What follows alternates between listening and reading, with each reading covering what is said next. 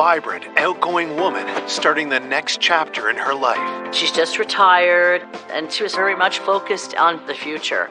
Diane was a person that everyone should meet in life. Positive, happy. But her life is cut short in a night of immeasurable horror. There was blood splatter everywhere. I never saw so much trauma to one person's body. It chills me to the bone. Police have a complex scene and a long list of suspects. There was over 100 male contacts in Diane's phone. There was always drama with boyfriends. He refused to give DNA. There was something out there that he was hiding. Every direction we followed, we ended up running into dead ends. Just when police think they might never catch the killer. Who could it be? Why is this so complicated? The case takes a mind-blowing turn. And I was like, what? Oh my God.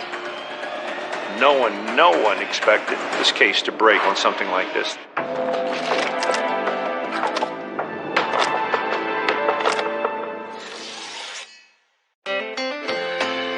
Union Township, New Jersey. A bustling East Coast community with a small-town feel. Union Township's a mix of mostly suburban, but it's got its downtown area. It's peaceful, it's quaint, it's safe. But all that changes on a cold November afternoon. 911, where is the emergency? I can't even think of the address right now. Okay, ma'am, listen to me. Take a deep breath. What's going on there? She's not answering. Can you tell me if she's breathing or not? No, she's not. Hurry, please. Please, hurry. After receiving a call from the victim's parents, the Union police responded immediately to the home. The father was across the streets with the mom, and they were clearly in shock. The couple tells police they found their daughter, Diane Zaleski, unresponsive inside. When I got there, there was massive amounts of blood in the foyer. The walls were covered with blood spray. There was just blood everywhere. We followed the blood trail into the basement and discovered the victim's body. She had clearly been dragged to the basement. You could see her at the bottom of the stairs. She was literally in a pool of blood. There were stab wounds all over her torso, her face, her neck. There were defensive wounds on her arms and hands. We knew there was a struggle. No doubt. I never saw so much trauma to one person's body. She was partially clothed. There was a pair of black underwear, literally right next to her head. Had the victim been sexually assaulted as well? Investigators find more disturbing clues. There were 2 empty containers of solvent by the woman. It appeared that the body had been cleaned. So this was an effort to obscure evidence. The killer also tried to erase their tracks throughout the house. The kitchen sink was full of soapy water, and inside was the remote controls, some cleaning brushes, and lots of various items that it appeared the suspect had touched. Also, the garbage can was gone, which led us to believe that the killer got rid of DNA or blood evidence or fingerprints. The entire bathroom area was soaking wet. The shower head was not in its cradle. We thought the killer took a shower, so we pulled the drain to check for DNA. The crime scene was, how I would describe it, Herculean. Detectives can't find a murder weapon, but forensics discover what could be a crucial piece of evidence the killer failed to clean up. There was a droplet of blood on the floor.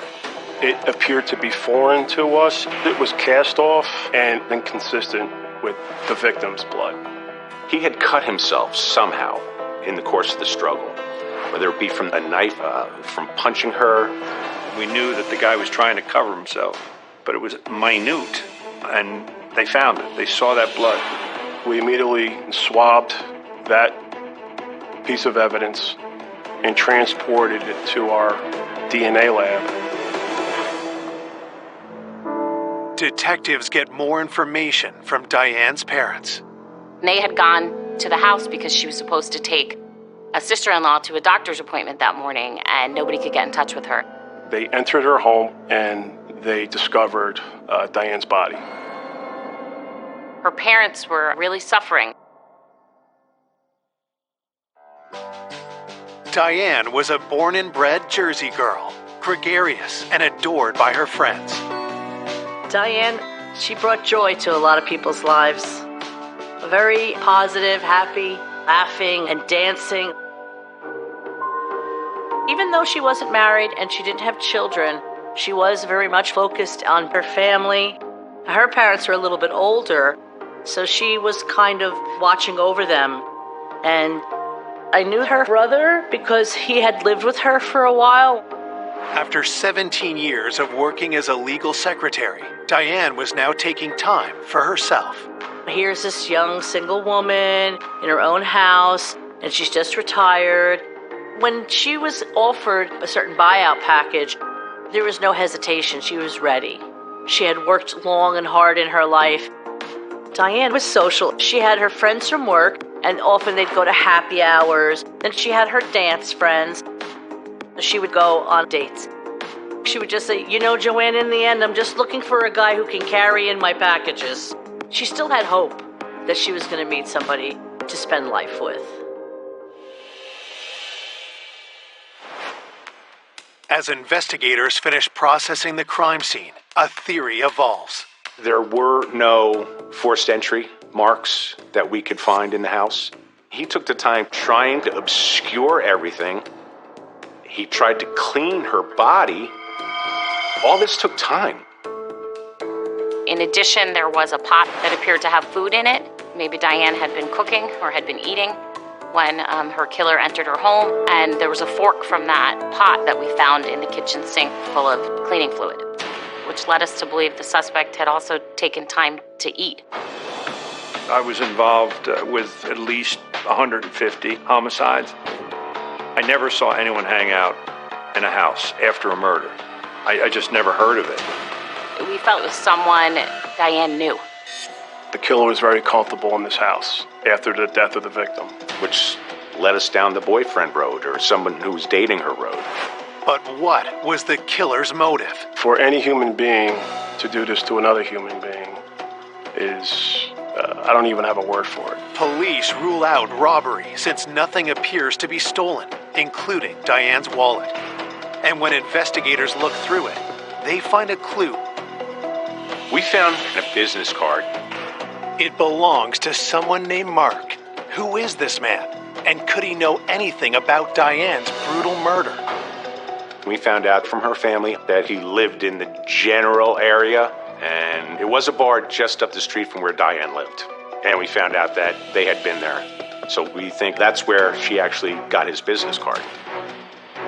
And because she was out there, she was dating, we wanted to speak to everybody. Maybe he had some information.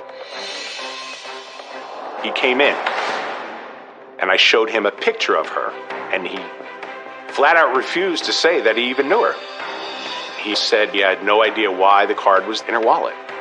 And then he said, she's not the target I would usually go for. Target? Coming up, old boyfriends with disturbing pasts. There was a restraining order in effect. Play cat and mouse with police. That wasn't his real name. This guy was ducking us. When an unexpected tip sparks a race to find the killer. Oh, he was just a monster.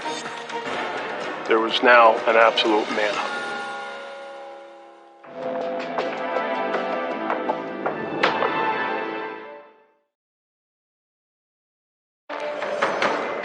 Police investigating the gruesome murder of Diane Zaleski found a single business card in the victim's wallet. It belongs to a man named Mark. Investigators want to know if he and Diane recently met, and when detectives question him, they become suspicious. The words that came out of his mouth about targets were very strange. His mannerisms and just the things he said,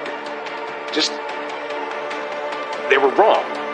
I don't call girls that I'm going to go out with targets. He had done something, maybe, to other women. He wouldn't tell us anything. Detectives found a drop of blood at the crime scene that they believe belongs to Diane's killer. Could it be linked to Mark? He refused to give DNA. Just out and out refused. It was something that was concerning to us. Someone who's innocent usually is cooperative. He had taken a bottle of water from us, and when he was finished, he wouldn't throw it out. He left. And he carried his bottle of water with him. So he obviously knew something about DNA. So I followed him. He walked about 2 blocks away from the building, and he threw it. Detectives collect the bottle and send it in for testing. As news of the murder spreads, I couldn't believe it. I just was like, oh my God. Oh my God. It was like a bad dream. I just couldn't believe that it was her. It was just so devastating.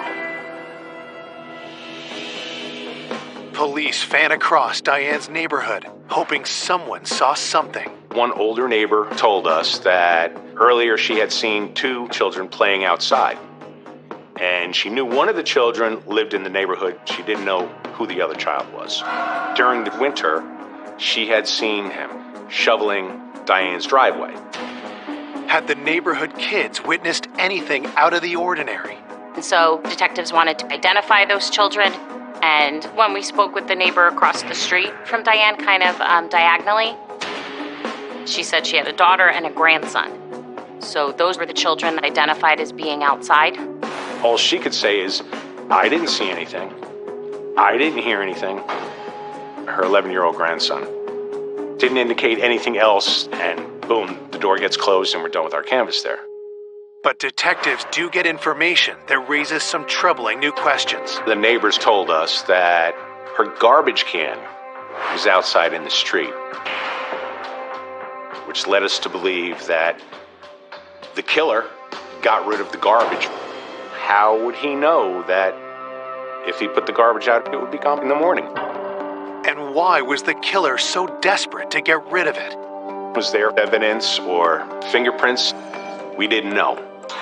We contacted the local garbage company, and we unfortunately discovered that it was already in the incinerator. When detectives reviewed Diane's autopsy report, they learned she was killed sometime between 10 p.m. and 1 the next morning. The medical examiner determined the cause and manner of death to be homicide and multiple blunt force injuries. The wounds were too numerous to count. The person that had done this was obviously very violent. Some person who had snapped. Because the body had been cleaned. The medical examiner could not determine if there was any signs of sexual assault. What she had to live through, it's gruesome. It's frightening. I struggle with why. Why did that happen to her? I don't understand that it was just a heinous crime. A week after Diane's death, investigators get the results from the blood they suspect came from the killer at the scene. We were able to obtain a DNA profile, and it was male. We did enter the profile through a DNA data bank, and that came up negative. So we knew we had the killer, we just didn't know who it was. Will Mark be a match? Police have to wait another week to find out. And he was negative. Because DNA is the only piece of evidence police have to tie the killer to the scene, detectives need to find the match. It was our goal to locate and interview every male individual that she was friends or romantically involved with and obtain a DNA sample. We discovered that there was over 100 male contacts in Diane's phone. One of the first contacts detectives talked to is someone named Mike Prunell. We showed him a picture of Diane. He was like, Mark, he denied ever knowing her. And okay, take people at their word. Without anything linking Mike to Diane, detectives don't see any reason to question him further and let him go. We are interviewing basically anybody and everybody, and we were coming up with nothing. We interviewed girlfriends just to get a feel of Diane, how she was, if she had mentioned guys she might have been dating. I met the prosecutor, and he wanted to know everything about Diane and what I knew about her. There was always drama with boyfriends. We thought for sure that it was one of those bad boyfriends. A familiar name comes up, Mike Prunell. But he had told police he didn't know Diane, so detectives do more digging. You know, checking driver's license histories and criminal histories, and you don't find Mike. We thought it was curious.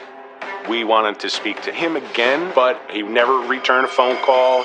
Every direction we followed, we ended up running into dead ends. Why can't police find any records for Mike? And why did he lie about knowing Diane? There was something out there that he was hiding.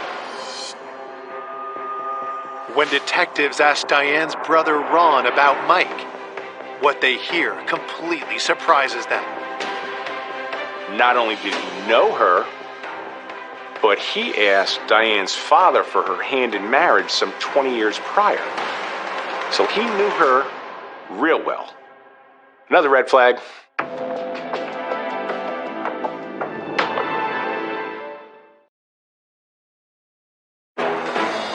Detectives investigating the murder of Diane Zaleski uncover shocking information about a prior person of interest. A man they interviewed, Mike Prunell, was adamant he didn't know the victim. But Diane's brother Ron tells police that's a lie. We had found out Mike asked for her hand in marriage. He said Mike had an extensive history with her. He'd known her for at least 20 years. Prior to her move into the new house, she was renting an apartment from him for over a year. But he denied ever knowing her when I showed a picture of her to him. Police discover more secrets and lies about Mike Prunell. We found out that wasn't his real name. And when we did find out what it was, we ran his criminal history and we found out that he had domestic violence. And his wife at the time stated that he was beating her severely. He sat on her chest and was just pummeling her face to the point where her eye orbital was broken. So that sent flags off. We were totally convinced this was the guy, because he did beat his former wife. There was a restraining order in effect. And Diane was beaten so badly, this guy was pretty much ducking us. He wouldn't answer phone calls. It took us a little while to find him, but we did. Eventually, got him in again a second time. But again, Mike won't admit he knows Diane. He was being less than truthful. It's like, okay, you deny knowing her, you asked her to marry you. It's very suspicious. He was lying, obviously. We never discovered the reason for that. Getting nowhere, police take another approach. We asked where he was, the time of the murder, and he couldn't give us an alibi. And we spoke to him in depth. He didn't give us any answers, nothing concrete. Detectives can't hold him, but they don't want to let him go before getting one thing. Eventually, he did consent to DNA. Our hopes are all raised. We immediately transported it to our lab. We would get the result within 48 hours. While they wait, Mike is released for the second time, and detectives work to place their suspect at the scene. We found out that his brother ran a business close to Diane's house. Hopefully there was video evidence there for people that were coming and going. Somebody who worked there might have seen him. We interviewed everybody, but it didn't really drum up anything tangible. And there was absolutely no video surveillance at all. Nothing. Detectives' next hope lies with the DNA results. And it was negative. It wasn't a match. We were feeling frustrated because we knew the killer was still out there. We had his profile. To say this wasn't a mountainous investigation is an understatement. We had to track down and obtain biological samples from close to 100 individuals. We took swabs from her family members so that we could exclude them at some point as being the source of the DNA. While searching through Diane's computer, forensic analysts discover new information. We took her computer. There were several different things that we found.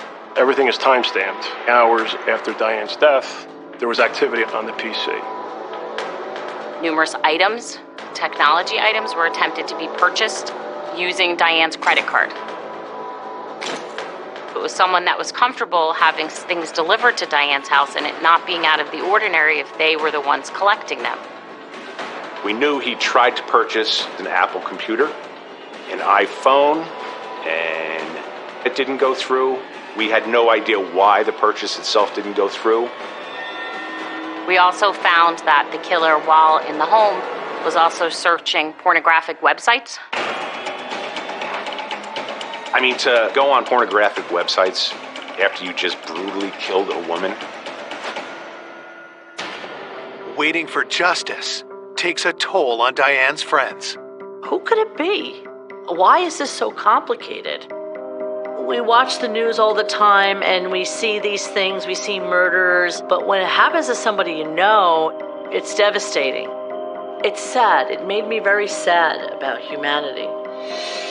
That someone is so capable of doing something so brutal to someone that is so beautiful. Everyone that loved her wanted closure on this. 3 weeks after Diane's murder, detectives get results back from the crime lab that send the investigation in an unexpected direction. We tested the black underwear found next to the decedent's head. DNA profile was collected. That DNA came back to her brother.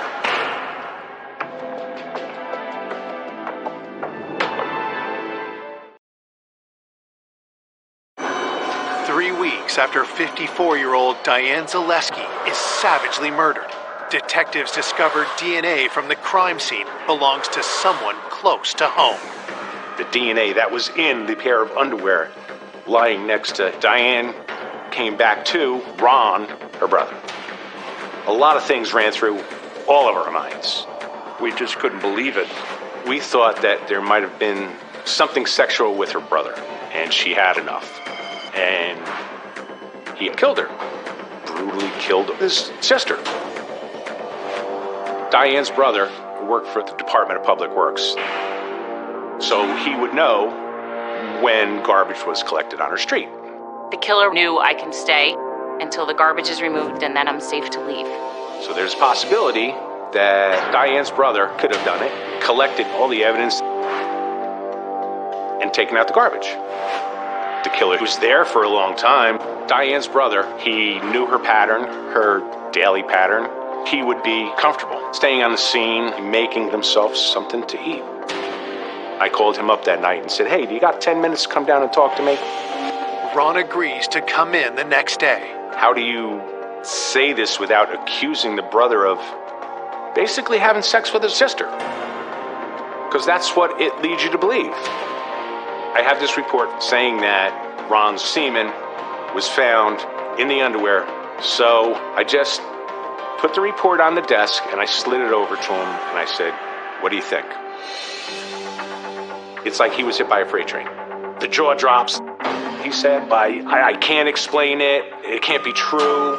He went on about the wash and the laundry, that up until just prior to her death, she was doing laundry at her brother's house. I sort of left it at that. I said, we can keep this between us for now. I'll talk to you again in a couple days. In the interim, Detectives send Ron's DNA to compare with the blood spot found at the scene. They also get some crucial details from Ron's wife. The wife said he was home with me, he couldn't have done this, he didn't do this. We asked specific pointed questions. She told us they weren't Diane's underwear, they were Ron's wife's underwear. They had the same size and brand of underwear. She did tell us that Diane had been doing laundry in their house. We also found out sperm can be resilient into the wash. So the sperm that was in the underwear could actually be from Diane's brother, and her sister-in-law and her underwear got mixed up. The whole family got by his side. After conducting all the interviews, we all came to the conclusion that he didn't do a thing.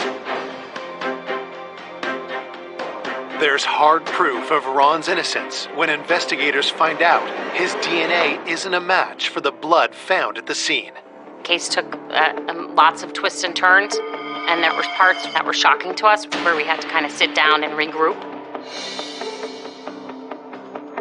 Diane was also on some dating websites, so we also had to attack that aspect of the case.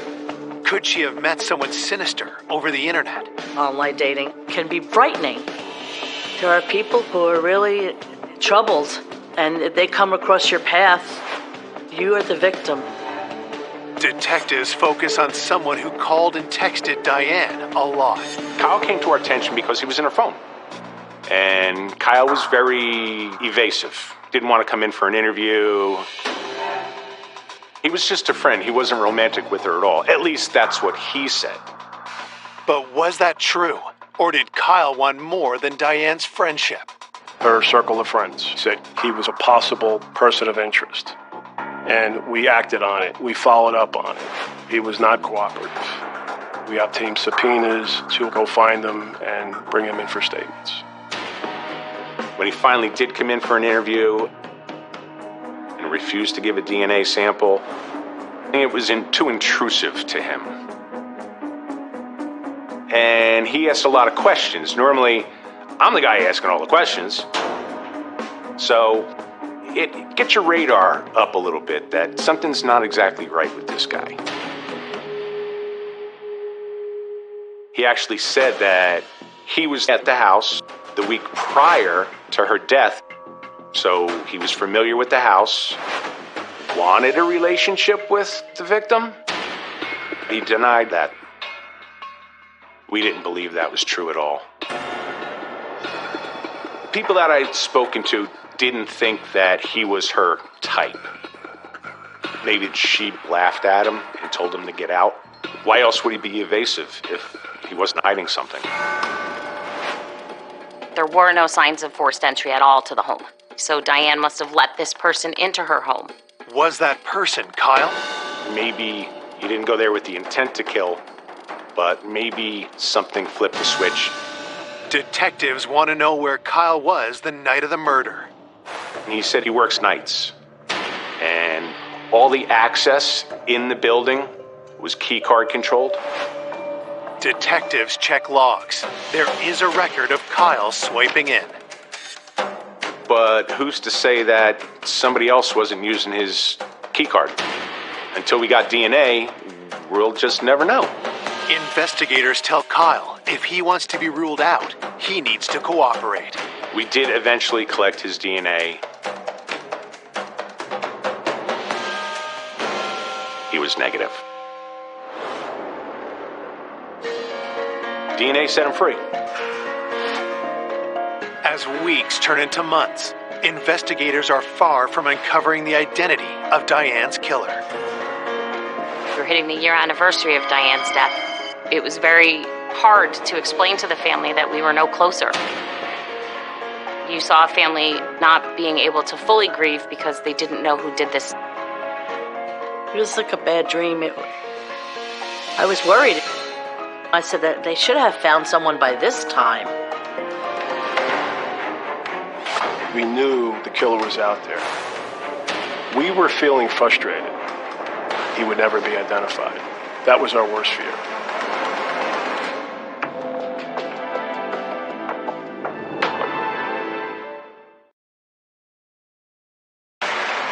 It's been a year since Diane Zaleski was found stabbed to death in her home, and police are no closer to solving her murder. To find her killer, detectives come up with a new strategy. You usually try to piece together the victim's life, but we felt we needed to come at this from another angle and try to figure out who our suspect was. Detective Henderson met with the FBI profile unit to identify what type of behavior a person may have done this to Diane. We talked to psychologists, psychiatrists, and we hashed everything out.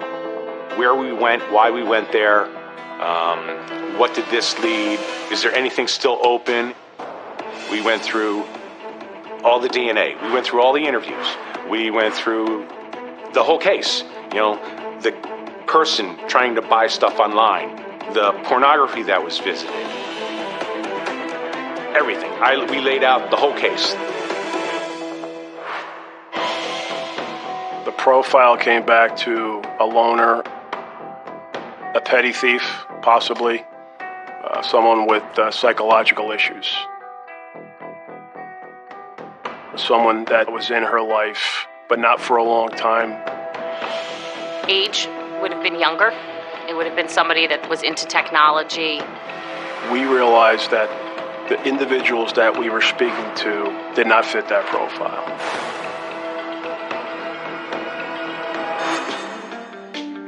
To catch the killer, investigators generate new leads. One of the things was, on the year anniversary, do a media blitz. Local TV, local newspapers. We just wanted to see whether or not it might stir the pot. Detectives decide to release new information to the public. So the things that we included in the press release, whoever killed Diane cleaned up after himself. We also said that we now have the killer's DNA on file. And then we recanvassed everywhere. After a month, detectives have received a flurry of new tips. And one really grabs their attention. Detective Rob Henderson received a phone call from an individual out of state indicating that she was on social media with an individual who was concerned about his well-being and his safety because he thought he was being investigated by police because of a serious crime he committed in New Jersey. She tells me, I'm a stay-at-home mom. You may think I'm a little crazy, but I'm Facebook friends with this guy. This woman was on Facebook and had met a person years earlier in a Facebook chat room and then eventually formed a friendship with this person. She explained to us that she had had conversations with him that were troubling to her. She had said that he had told her that he had committed a murder. This witness was very concerned for her family, but she said, if he had anything to do with this, I need to speak the truth. We had been friends for about 3 or 4 years at that time. We used to chat through Instant Messenger all the time. He had a lot of different screen names. He called me his big little sister. He was 9 years younger than me. He told me he lived in New Jersey. He was fluctuating in and out of homelessness. He told me that he sold drugs and things like that, but I didn't feel like that was who he was. I think he was just doing it because he felt like he had to. Out of the blue, he's like, I did the worst thing you can think of. And I'm kind of sitting there thinking, like, what is he talking about? I don't know, a drug dealer getting killed. And I was like, what did you do? He said, they found DNA. And so I'm like, what do you mean they found DNA? While I was talking to him, I Googled some articles just to see if anything matched up with the story that he told me. And so I went online and I looked up murder, New Jersey DNA. And instantly an article came up. She searched and she found the 1-year anniversary article. we put together to try to rekindle some interest in Diane's story. I was shocked of what I did find. The article says that he tried to purchase an iPad with using her credit cards. The information that they put in the article matched what I knew about my friend. And a light bulb just went off in my head. I know that's him. It had to have been him. She told us that he had been washing clothing at the home and at how he had literally been in his boxers cleaning. She told me that he told her that he made himself dinner. Now, we did release certain things in the article about there was some food, but we didn't say he made himself a meal. We didn't provide that information, but he did. We ended that phone call, and then within a matter of hours, we're booking a flight to visit her and to take some evidence from her. Upon meeting with her and looking at her computer and doing a forensic examination, we knew we had the right guy. Detectives asked the woman for his name. Nashon. That's what he called himself, because he didn't like his first name, Darnell. She was a little nervous and a little hesitant, but eventually she gave us his full name. Arnell Yearwood. The last name gets detectives' attention. We knew from our canvas that individuals with that same last name lived diagonally across the street from Diane. When we look back at all the documented reports, it was determined that we had spoke to the killer's mother.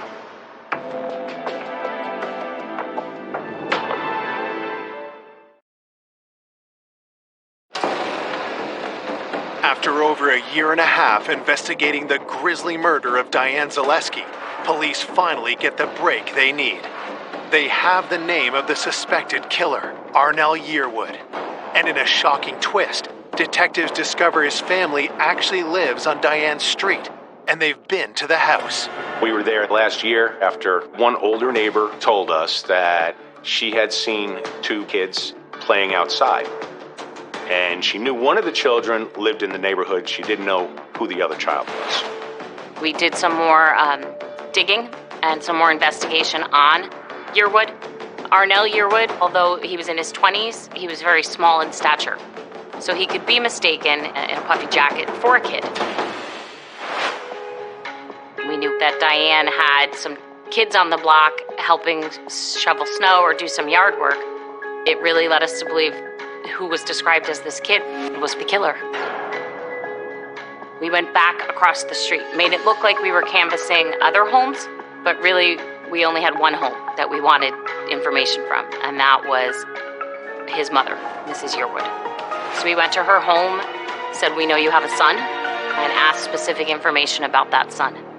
And her daughter, who lived in the home, the mother of that child that was seen on the block, expressed to us that her brother, Arnell, had been at times living in the basement.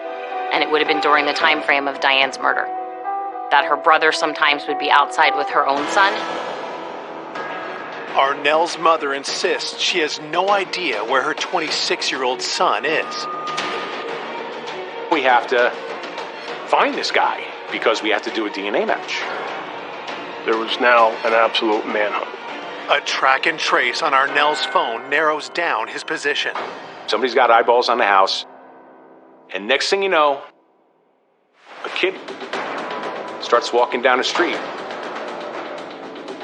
And sure enough, it was Arnell Yearwood. And he was 5'1", 120 pounds, soaking wet, wearing winter clothes. Looked like a kid. No one expected this. We scooped him up, and we took him back to the office. He was nonchalant. I don't know what you're talking about. I don't think I was there then. Detectives push harder, knowing they need to get a DNA sample from Arnell to compare to the crime scene. He did consent, but after we took his DNA, and he stopped talking. My boss called me at 7 o'clock that night and said, it's him. On April 7th, 2012, police arrest Arnell Yearwood for the murder of Diane Zaleski. He was charged and brought back to the homicide task force and questioned again.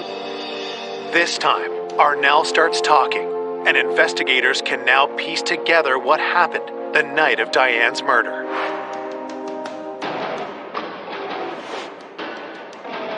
She let him in based on the fact that he was a neighbor. He did small chores for Diane. The garbage, minor painting, cleaning around the house. He entered the house to collect money. Diane looked at him as the nice neighbor kid that she was trying to help. He knocked on her door that night and she let him in because she thought he was harmless. He wanted a romantic relationship and things went bad, and he did not take kindly to being rejected. She told him to get out, and that's when he said he took a pair of scissors and he started stabbing her.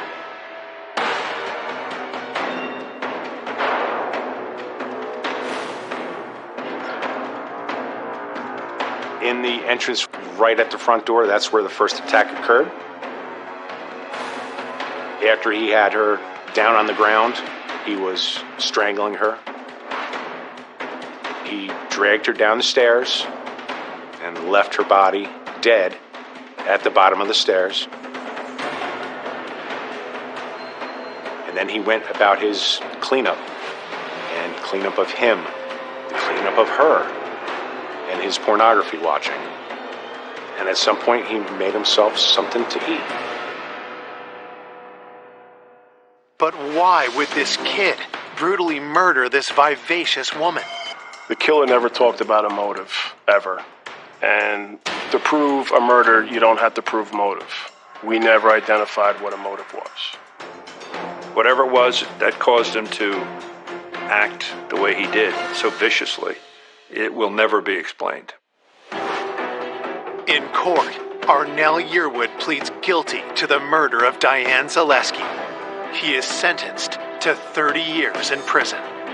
Oh, he was just a monster. I was disappointed, but I guess that's the maximum you can get. At least there was some accountability, because she deserved that. Her family deserved that. The family made up black bracelets with white lettering that said "Justice for Diane, November 18th, 2010, which was the date she was murdered. And I wore that bracelet up until the day he pled guilty in court and went to jail. 2.5 years I wore that, and I didn't take it off.